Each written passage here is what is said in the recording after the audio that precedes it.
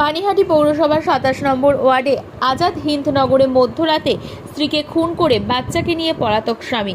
দীর্ঘদিন ধরে অশান্তির জেরে এই ঘটনা। স্বামী শ্রীকান্তনাথ বয়স 46 এবং স্ত্রী প্রিয়াঙ্কা নাথ বয়স 26। স্বামীর হাতে খুন হতে হলো স্ত্রীকে। মধ্যরাতে অমানবিক হাতে শিরা কেটে গলায় ফাঁস লাগিয়ে মারল স্ত্রীকে। তাদের একটি 9 বছরের ছেলে আছে। ছেলেকে নিয়ে পালিয়ে যায় মধ্যরাতে। ঘটনাস্থলে খোলা থানার পুলিশ। মৃতদেহটি উদ্ধার করে ময়নাতদন্তের জন্য Sagar Dutta medical college and হাসপাতালে নিয়ে যাওয়া হয়।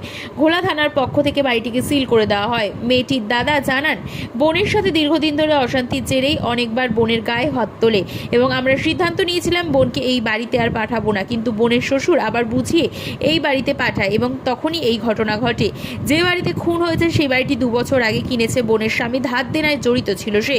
বোনের স্বামী প্রাইভেটে গাড়ি চালায়। দাদার দাবি একটাই, বোনের ছেলেটিকে সুস্থভাবে খুঁজে পাওয়া যাক এবং দোষীর উপযুক্ত শাস্তি হোক। আমি তো ঘুমিয়ে সকালে ঘুম থেকে উঠেই খবরটা পেলাম। দুটো ভাই এসে বলল যে এরকম কিছু শুনেছো দিদি? আমি কি না, তো কি হয়েছে? বলে 3 নম্বর আজাদিননগরে একটা মার্ডার হয়েছে গতকাল রাত 11টার সময় নাকি।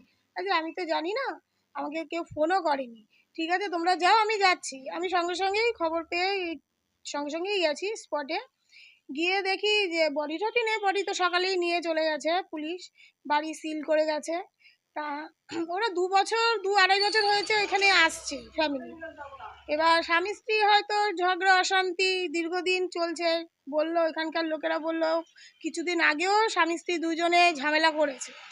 কিন্তু আমার কথা হচ্ছে যে মার্ডারটা যে করেছে খুব প্ল্যান মতনই মার্ডারটা করেছে। ওর আগেই হয়তো পরিকল্পনা ছিল ওকে মেরে ফেলার, নইলে ওই মুহূর্তে ছুরি টুরি কোথায় পাবে? ও সঙ্গে নিয়েই আসছে রাত্রেবেলা। তাহলে এবার বাচ্চা একটা ছিল, বাচ্চাটা কোথায় গেল? আমাদের এলাকার সবাই বলছে বাচ্চাটা কোথায়। আমিও জানতে চাইছি বাচ্চাটা কোথায় আছে, কারণ বাচ্চাটা তো একা একা ওই রাতে কোথাও যাওয়া সম্ভব না। বাড়ির আত্মীয় স্বজনও কেউ তখন আসেনি, বাবাই ছিল। মাকে মেরে ফেলেছে।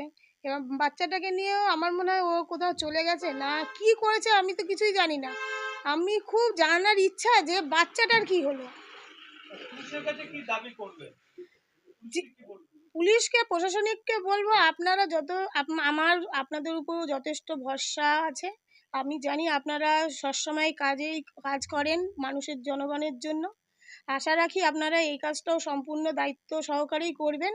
যে অন্যায় করেছে, যে মার্ডার করেছে, তাকে খুব তাড়াতাড়ি ধরে খুব উপযুক্ত শাস্তি দেওয়া হোক।